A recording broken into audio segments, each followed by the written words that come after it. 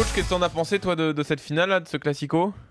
Oh ben écoute, c'était évidemment un autre niveau que notre demi-finale, mais bon, il faut comparer ce qui est comparable. Moi, ce que je regarde, c'est que le Real mérite sa victoire avec en plus, ou plutôt sans Ronaldo. Et sans minimiser l'exploit du Real ou la performance du Real, là, nous avons quand même un Barça KO debout, groggy, méconnaissable.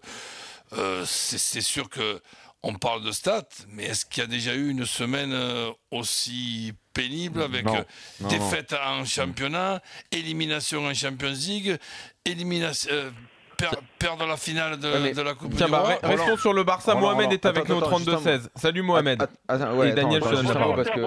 Juste un mot. Mais le truc, c'est qu'on note quand même ce soir dans ce match que le Barça, même s'ils sont pas productifs, ils sont encore dominateurs dans le sens où ils ont la balle, même si c'est de façon pas efficace, mais ils l'ont. Mais ce qui fait la différence nette avec quand ça marchait mieux, c'est je pense simplement que Messi n'est pas à son niveau. Parce que Messi n'étant plus là pour faire les bonnes passes, pour conclure les actions, bref, pour être celui qui allume la flamme, qui fait la différence, parce que les autres, ils sont bonifiés par Messi. Et c'est là qu'on se rend compte que tous ceux qui pendant des années disent attention, pour moi c'est des joueurs fabuleux, Iniesta et Xavi, il n'y a pas de problème avec ça. Mais Messi, il est au-dessus. Quand on parlait, tous les débats sur le Ballon d'Or, de ce qu'est un joueur catégorie A+, quoi, celui qui fait la différence. C'est ça, c'est le mec qui bonifie l'excellent travail des autres. Mohamed, qu'est-ce que t'en penses? Et le fait que Messi soit pas là, ça fait un vrai dégât.